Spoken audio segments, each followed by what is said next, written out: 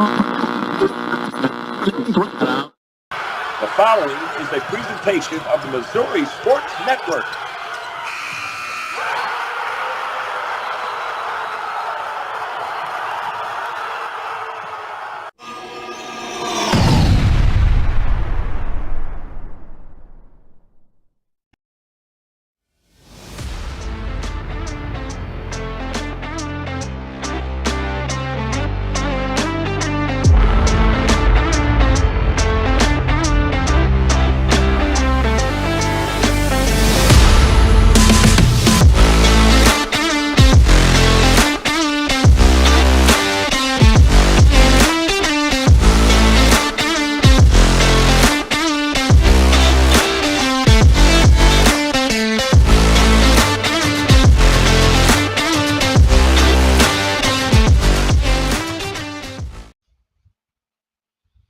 Well, welcome in, everybody.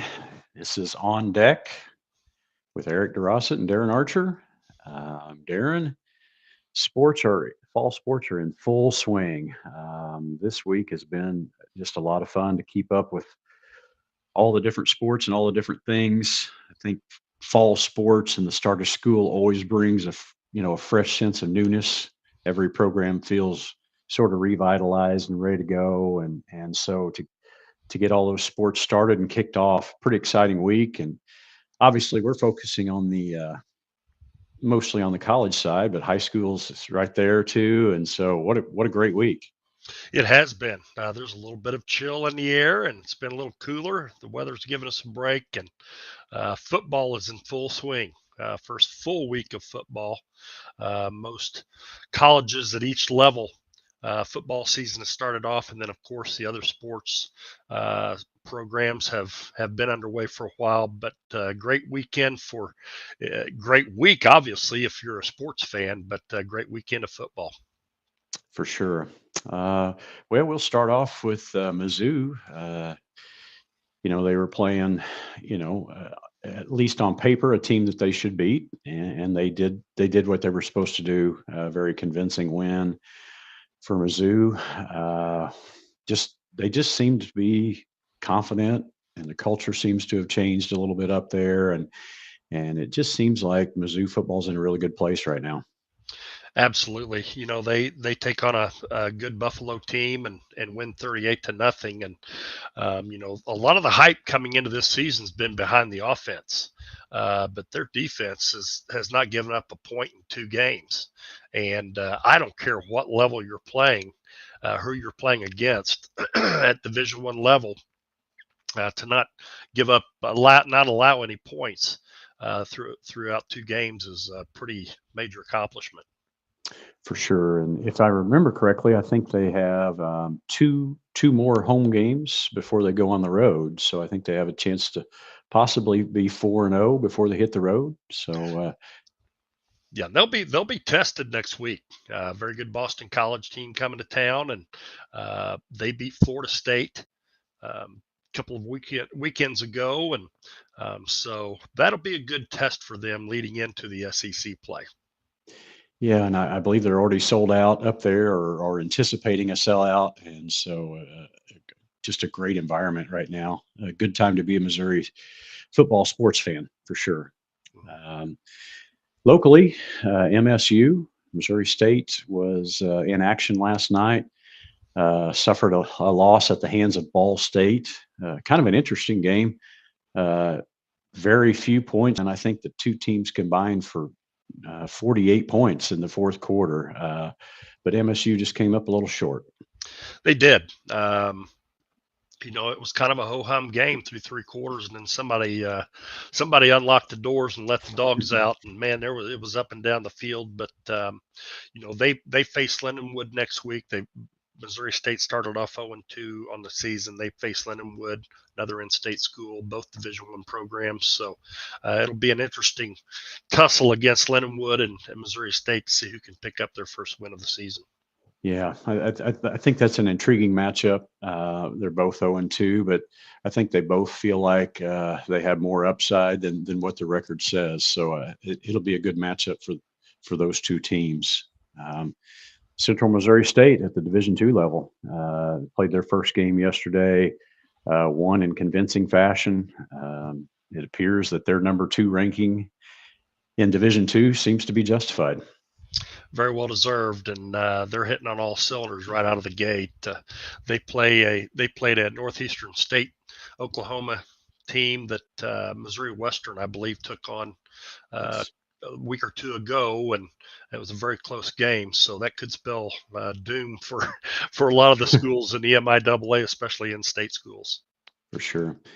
Missouri Southern took on a really good Pitt State team at Missouri Southern yesterday, and Pitt State beat them on their home field. It's hard to know whether it was just a down day for Missouri Southern, or if Pitt State maybe just that good. I would venture to say Pitt State's that good. Yeah. We're going to have to circle the date when Pitt State and Central Missouri are on the schedule, because that's going to be a clash for the ages. But until then, there's a lot of good teams in the MIAA, Northwest Missouri State included, but they've kind of got off to a slow start, and I'll let you talk about that a little bit. Yeah, you and I referenced Northwest Missouri State last week, and again, MIAA and all those things. So you just never know. But they have started off 0-2. But there's just too much tradition and too many good things that happen at Northwest Missouri State for them not to be just considered a formidable opponent week in and week out. And so it remains to be seen, about Northwest Missouri State for sure. Yeah, they've played a competitive programs up to this point, so they'll bounce back. For sure. Tradition will rear its face, and they'll be fine. Yeah. Evangel moved their record to 2-0 yesterday. They're ranked top 15 nationally. Just seem to protect their home field, and seems like they're off to a good start as well. Yeah, they will continue to get better as they continue play, and I just look for them to make some noise, definitely in the conference and even throughout postseason play. It's going to be interesting to watch that team develop some more as the season moves on, and they continue to get better. Yeah, for sure. Otherwise, locally or in state, I saw where Missouri Baptist opened their season yesterday and got a win. So congratulations to Missouri Baptist. I think there were some other schools here in Missouri that played their first game of the season yesterday. So it's here. And I think, for coaches now it sort of changes. They've sort of been focusing on their own team and getting and now week in and week out, they sort of look outward instead of inward, and they sort of look for matchups that they like within a certain opponent, areas that they feel like they might be stronger, and weaknesses they have to hide, and all those things really start to sort of take place now in a different sense than what they've been doing in a training camp setting. Absolutely, and you take a look at teams like Washington University. In Division III, they had a good opening weekend. Missouri Valley picked up a good win over a very good Graceland team. You mentioned Missouri Baptist. One program I want to give a shout out is William Woods. They've been taking it on the chin the past couple of weekends, but this is a first-year program. They just started the program up, and good for William Woods and providing another sports outlet for young men to be able to attend their university and compete in NAIA football. Yeah, and you and I have been around athletics for a long time. Different shapes and size of the ball that we were using, but it seems to me that starting a football program takes a whole lot more patience, perhaps. There's just so many more things to consider. Just the sheer numbers that you're looking to recruit and build a team from, bigger coaching staff, facilities, and all those things. So yeah, for William Woods to take on that challenge and start a football program, that doesn't happen in a year or two. That is a designated sort of planned event within a university or college setting. And, you're looking at a 5-year window, 7-year window before things really become comfortable and natural, I believe. Absolutely. Plus the fact that you're having to recruit against a lot of in-state schools at the NAIA level. So, and recruiting's the name of the game. You got to have the Jimmies and Joes to get the W's, and I just look for that program to continue to build. And like I said, awful glad to see football at William Woods. Absolutely. Well, we're going to segue here in just a second. We've got an exciting interview coming up with a young running back from William Jewell.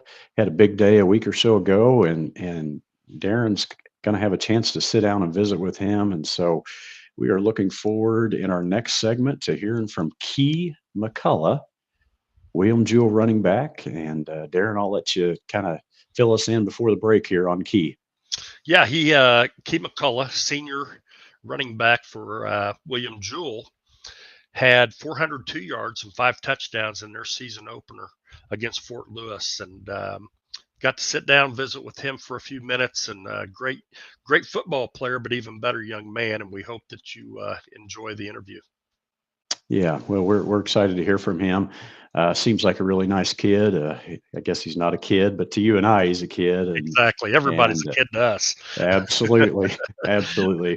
But I think his interview is a real treat for us. So when we come back, check out his interview, and Darren does a nice job visiting with him. So stay tuned for the interview with Key McCullough right here on Deck with DeRo Arch.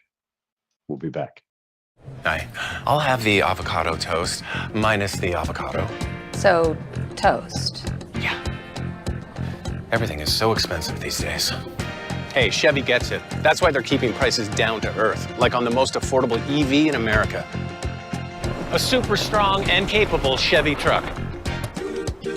And a high-tech Chevy OnStar. It's so together, we can do more.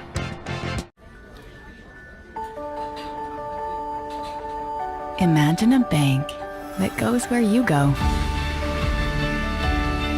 creating seamless solutions for every step in your financial journey, allowing you to manage your money the way you want to, with a banking relationship that makes every day extraordinary.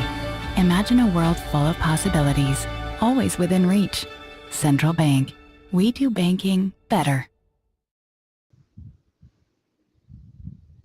Hey, welcome back to On Deck with DeRo Arch. We have a special guest, Key McCullough from William Jewell College, senior running back that had a career day in the opening weekend of football season. Key ran for 402 yards and had 5 touchdowns against Fort Lewis College in the opening weekend. Key, first of all, welcome to the show. Second of all, tell us about your career day. All right, first of all, I just want to say thanks for having me on here. I really appreciate it. That day, it was kind of crazy. We had a long bus ride, so we was like traveling for 2 days. But that whole week, we prepped for them. We watched film. Coach put a nice game plan in. My old line got out there blocking, creating big holes, and I just did what I had to do, running the ball, making people miss. Now, if I'm not mistaken, you scored every point except for the extra points in that game, correct, for William Jewell? Yes, sir. That's quite a feat to you did everything but kick extra points, it sounds like. So you had one heck of a day. Congratulations on your day. Yes, sir, I appreciate it. You bet. Tell me about your path from Mississippi to William Jewell. I started out, from Belzoni, Mississippi. I attended Humphreys County High School. After high school, I went JUCO, Kahoma Community College. I left there and I attended Alcorn State University for a semester. It didn't work out there, so I left, found William Jewell, and I've been here ever since 2022. Excellent. Tell us a little bit about your career in high school. In high school, I ran for over 1,300 yards. In my senior year, I had over 2,400 yards all purpose, was like 28 touchdowns. My largest game I had was 4 touchdowns and 311 rushing yards on 21 carries. So that was a record-breaking night for me as well, and that's how it went. You just had to outdo yourself last weekend, though, didn't you? Yeah, I didn't expect it at all. I just went out there and played, and just I knew my team was leaning on me, so I just made plays where I could. Excellent. Excellent. For our listeners, you are blessed to be a college athlete. And for our listeners that may not have been able to experience that life, tell us about the rigors of being a college student and a student athlete. Okay. Being a college student athlete is like the best of both worlds, because you got your different seasons, your in season, your off seasons, your fall camp, and it's all about how well you can manage and put things together. With schoolwork and everything, long as you're going to class, asking questions, just communicating with your teachers, I think they'll work with you fine. I mean, if you come in a freshman, you're not used to the college workload, it could be overwhelming. But if you just work and work with your teachers and communicate with them, and we also have like study table. If you're a freshman or a first year transfer at Jewel, we have study hall hours. You have to do like 3 hours a week. Um, that's pretty much it. I mean, it's not too bad as long as you know what you're doing and just staying on top of everything. It has the best of both worlds because you're gonna make a lot of memories and you're gonna have a lot of memories. Absolutely. Take us through, let's take today, for example. Take us Mhm. through your day to this point. Okay, well, I'm a senior, so I had one class today, and I have an online course. So today I had a class. We had practice at 6 o'clock this morning. We had because we have a bye week this week, so we had an early morning practice. After practice, went got some breakfast, went to class, and that was it for the day. Really, today was a smooth day for me, and tomorrow I have one class as well, so it's pretty Now, smooth right now. now in your off week, you have a bye week this weekend coming up. Do you guys change the tone in practice any, or is it business as usual? It's still business. It's still business as usual. We're already game planning for next week. I mean, we watching film from last year. The team they're playing tonight, so we're gonna get film from them. We just gonna add on to what we've been doing, but we've been rolling full steam. Good, good. I remember the days of film study, and I don't think people understand the hours and hours and hours that you have to put in on top of practice, on top of schoolwork, and things like that. And it's a job in It's, college. yes, sir. It really is. We watch film every day from watching the opponents to critiquing ourselves from practice to and you have to just watch film on your own just to understand the game and understand what they're running and different coverages and different blitzes. So it's a lot of time you have to put in with the film. Right. It's almost another major in college, isn't it? Yes, sir. It really is. So you guys compete in the Great Lakes Valley Conference, GLVC. Tell us a little bit about where William Jewell, where you feel like you kind of fall in the mix in a always very, very tough GLVC this year. Last year we fell short. We only had 2 wins last year. We got a new coaching staff, and we've been working since the spring from day one since Coach Ambrose and his staff got up here.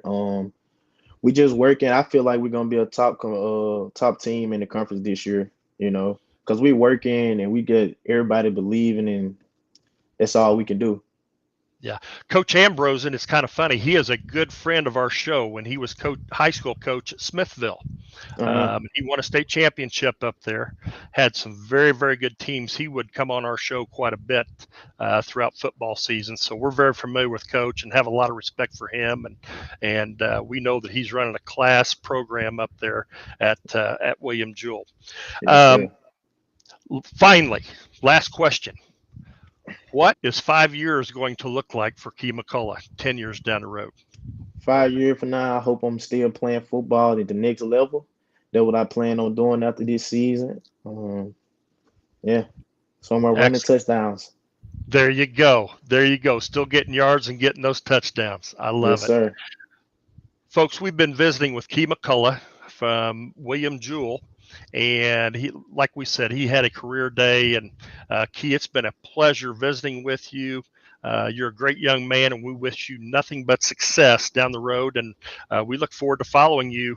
Hey, we want to see that 402 become 502 and get 6 TDs next time. Yes, sir. I really appreciate y'all for having me here. Absolutely. Hey, this is Darren Archer with On Deck with DeRo and Arch. We'll be right back after these messages. Welcome back in. This is On Deck with DeRo and Arch. Hopefully you were able to tune in to the interview that Darren did with Key McCullough, running back from William Jewell. Darren, it seems like Key just sort of represented everything that's good about college athletes in that interview. Absolutely. And if you listen to his story from traveling, starting off as a high school player in Mississippi to end up at William Jewell, pretty fascinating. And just his grasp of what college athletics is all about, not only being an athlete, but being a student athlete. And I was awfully impressed with Key. Seems like a very good young man, and was just a joy to interview. Yeah, it was interesting. I really appreciated the way he sort of viewed life, and the fact that he sort of told us that everything was an opportunity, even the student life, which sometimes athletes sort of stereotypically get a bad rap for. He saw value in those classroom and student experiences apart from his player. Well, and I think that's one of the reasons why you see him succeed on the field the way that he does. He has everything in perspective, and one thing that he mentioned that really stood out to me is the guys that he's in the trenches with, they're creating lifelong memories and lifelong friendships. And being a former college athlete many moons ago, hey, if there was a war to break out tomorrow, some of the first guys that I would call would be my college teammates to jump in the foxhole with me. So he really had things in perspective. Great young man, and not only is he going to be successful throughout the rest of the season, but he's going to be successful in life.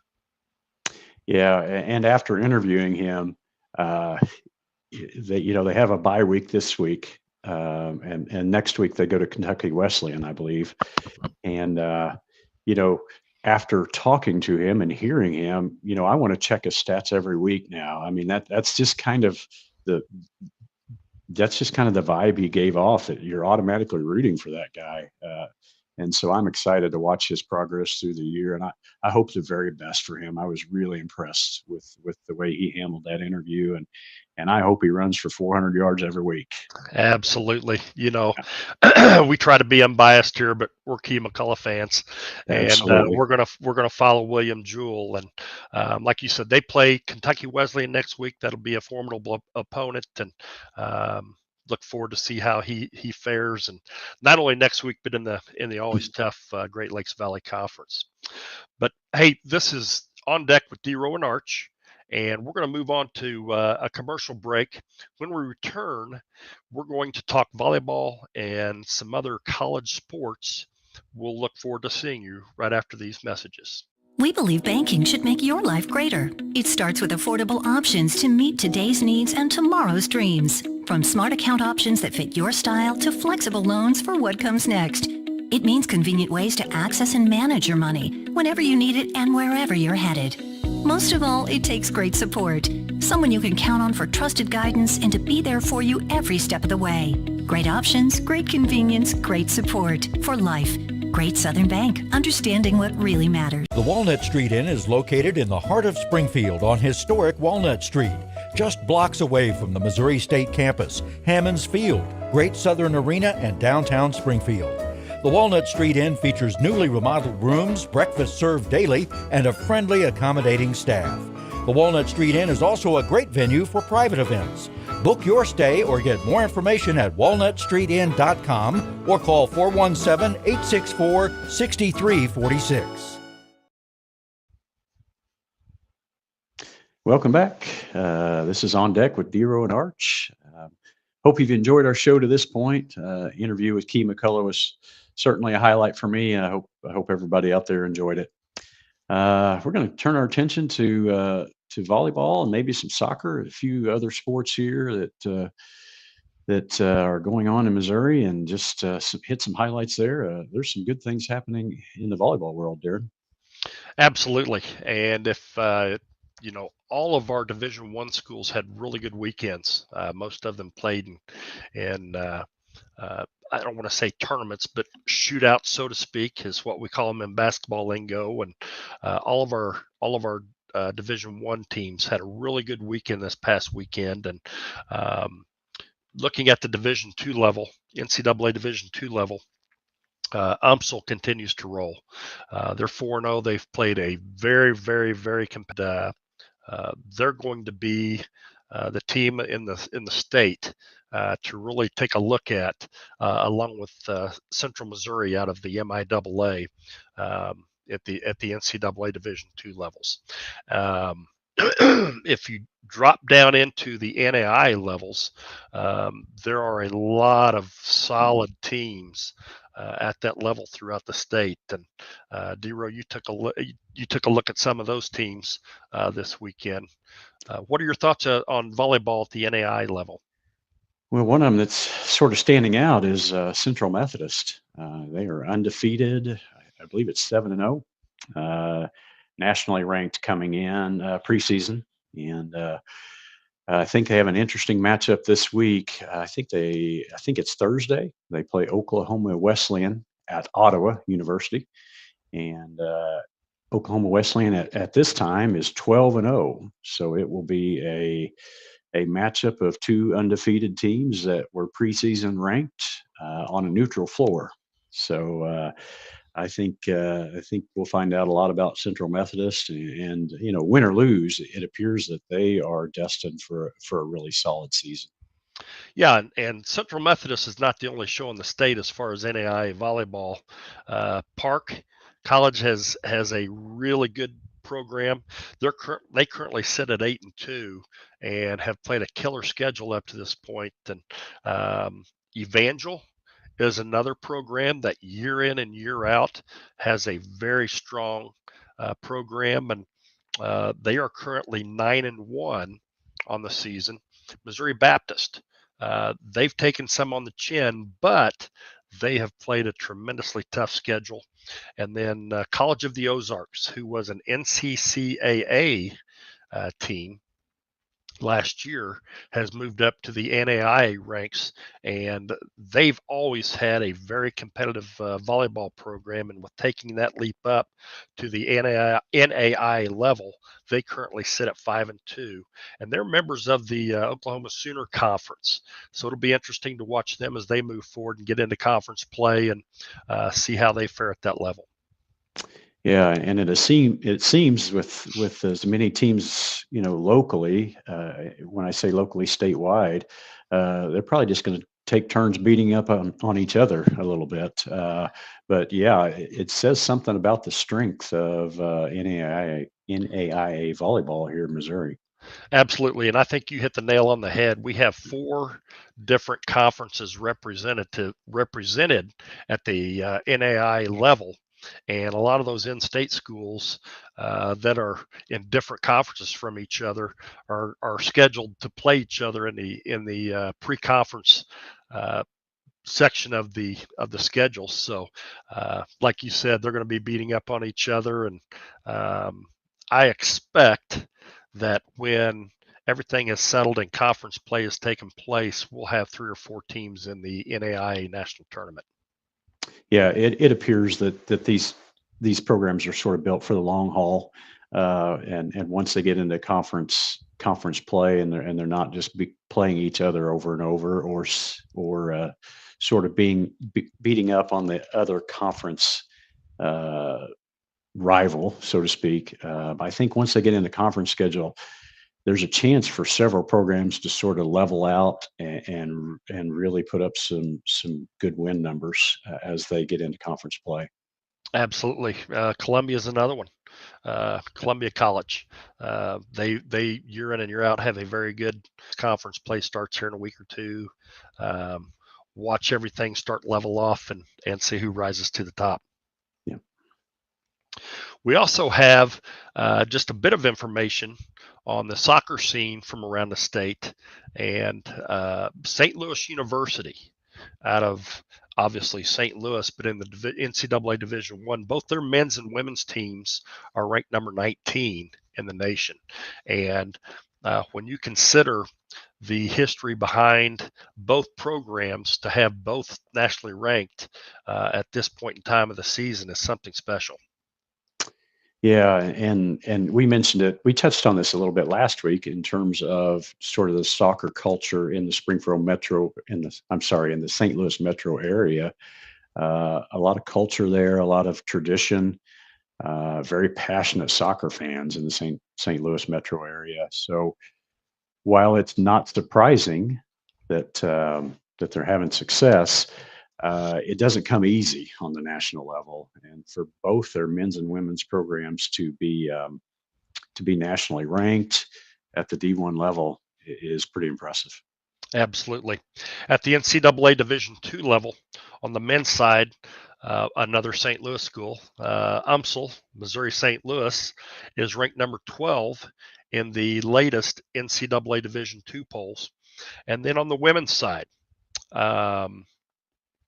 Central Missouri is ranked number 22, and Division III, another St. Louis school, Washington University is ranked number 2 in the nation. So Wow. St. Louis and the state very well represented throughout the NCAA polls, and we will get into a little more in depth in the weeks to come as far as soccer at the NAI level.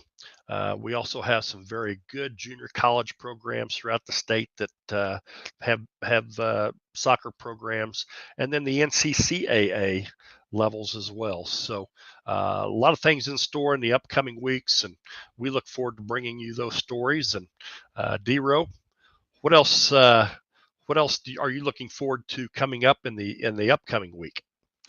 Well, I think the continuation of the football season, like I mentioned before, it seems a little bit like a transition time for teams. They kind of know who they are now or who they aren't, depending on your perspective. Their focus very much sort of shifts to a week by week opponent sort of study, and so the focus becomes outward more than inward, so to speak. I think there's going to be some great matchups coming up. You and I mentioned, and this is a ways away, and lots of things can happen, but that Central Missouri State, Pitt State Division II matchup that comes up, I believe, November the 2nd.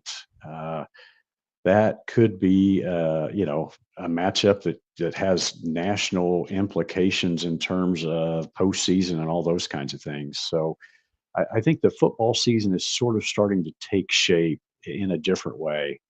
So it'll be exciting to watch those teams. I really am interested in the MSU Lindenwood game. I think that's going to be a good game for both schools. They're both looking for a confidence day and to sort of get right, so to speak. So I think that's a big game for both schools. I'll be interested to watch that game. And then you referenced Mizzou, Boston College. That's going to be an interesting matchup in Columbia. Yeah, I agree, and we will find out a lot more about Mizzou this coming weekend at Faurot Field. Hey, we appreciate everybody for following along and listening and viewing. Don't forget to follow us on Twitter. You can follow Missouri Sports Network at Missouri_sports, and also give our show at DeRo _on deck a follow to stay up with all the latest scores and news around the sports scenes here in Missouri. For Eric DeRo, I'm Darren Archer. This has been On Deck with DeRo and Arch. We'll see you next week. Thanks for joining us. This has been a presentation of the Missouri Sports Network.